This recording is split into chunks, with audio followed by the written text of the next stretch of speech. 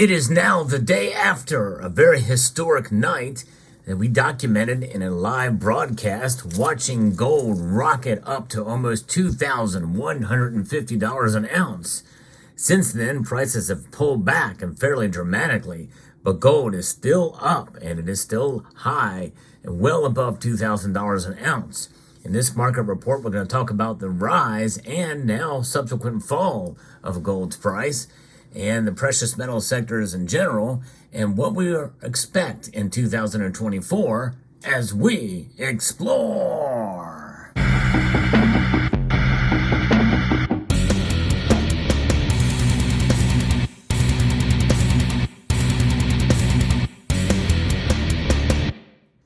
Indeed, as I record this video mere moments before the markets close today, the day after, both precious metals have taken a pretty steep decline here. In fact, gold is down over 2%, down to $2,030.20, down $41.80 for gold. Silver fell even more. It is down almost $1, down 96 cents to $24.56. Silver almost got to $26 in our broadcast last night. We watched it as well. Platinum and palladium got smacked down pretty hard as well today.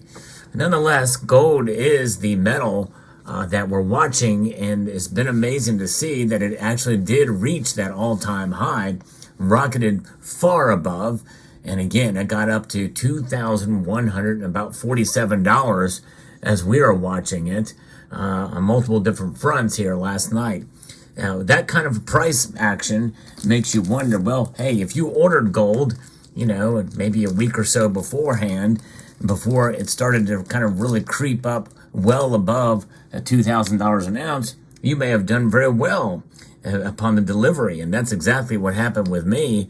And that doesn't happen too often. But this just came in the mail from Hero Bullion. I got the 2024 Dragon.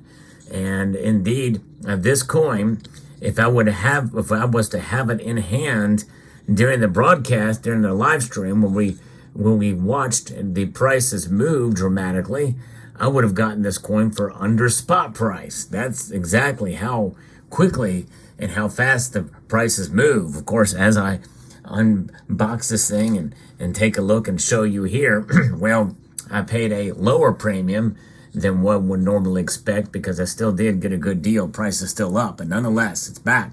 So what's going on here? Well, pretty much from all the commentary that I've been able to see since then, a lot of it kind of moved up based off of the technical aspects, as we've kind of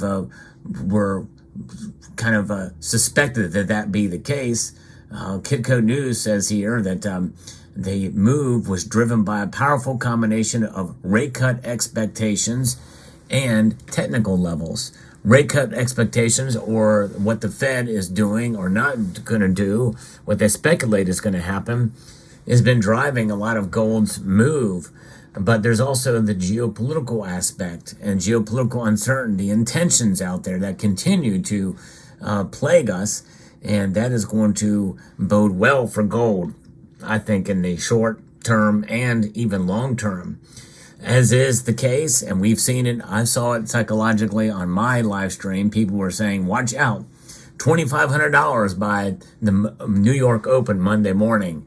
Others are saying they're going to see $3,000 gold next year. Everything is all over the place. It's very easy to just fall with the wave and say, hey, if it can do this in one night, imagine what it can do in the next year. And I am bullish for gold. I'm going to be doing my gold prediction video sometime this month, so stay tuned for that. I do one for silver as well too. But gold moved in a radical way, but it is also losing some today, but not as much as silver. And so that is something that is noteworthy here, that gold, I think, has some very solid support, and it very well may be in the high $1,900 range or low $2,000 range, because we're still comfortably above $2,000 for gold. And so we're watching it closely. But I'm also of the mind that I think silver is really a good buy right now. I really think anything under $25 silver is probably something to pay attention to as a gold to silver ratio. Now with this move today, we're seeing it climb back up again to almost 83 to 1. I think anything above 80 is a high gold to silver ratio and provides an opportunity. On that same order with Hero Bullion, I actually did partake and got 4 more ounces of silver, but these 2 ounce rounds here, Unity rounds. They're beautiful. First was made aware of these that a Hero Bullion had them by Silver Awesome 13, so I decided to pick up 2 of these. I think they're beautiful pieces indeed, but nonetheless, there they are as part of the stack. And but I do believe that silver provides an opportunity. Gold is certainly showing itself to be a metal that is resilient, but also volatile mostly to the upside. And now we're seeing a correction today, but that correction does not really take away any of the gains that we've seen in the previous trading sessions. That is noteworthy. And again, to some extent, this was somewhat expected. Gold surged through all-time highs on the back of hopes of lower rates sooner, future money printing expectations, and stops being triggered on the break of $2,100 an ounce. And we also have a calculated target that Soloway, this gentleman here that is the chief market strategist at the In the Money Stocks, predicts that we could see $2,534 as a calculated target for 2024. But so people are making these rather substantial predictions, but we'll see what happens with that. But I think that even though the prices pull back, people are still making some pretty big bullish predictions, and they are certainly have a lot more confidence in gold. This price of gold that settled below or $2,100 Friday for a record high after rising 4% the past week, really briefly breaking above that level when trading began on Sunday evening, and we saw a rocket way up there. Brett Melick, head of commodity strategies at TD Securities, expect gold prices to average $2,100 an ounce in the second quarter of 2024, with strong central bank purchases acting as a key catalyst in boosting prices. And we shall see. That very well could be the case. According to a recent survey by the World Gold Council, 24% of all central banks intend to increase their gold reserves in the next 12 months as they increasingly grow pessimistic about the U.S. dollar as a reserve asset. Will 2024 be the year that the dollar is lost as a reserve asset? I don't know. It's anybody's guess. And it'll be very interesting to see how that plays out. This means potentially higher demand from the official sector in the years to come. A possible policy pivot by the Federal Reserve in 2024 could also be in the cards. Lower interest rate tends to weaken the dollar, and a softer greenback makes gold cheaper for international buyers, thus driving up demand. That's going to push prices up, so we'll see. It's crazy. Yes, indeed. And we saw the rate hikes and gold outperforming the Fed's rate hikes, blasting past it. So an exciting night we had. We're now back into sort of a more realistic price area for gold.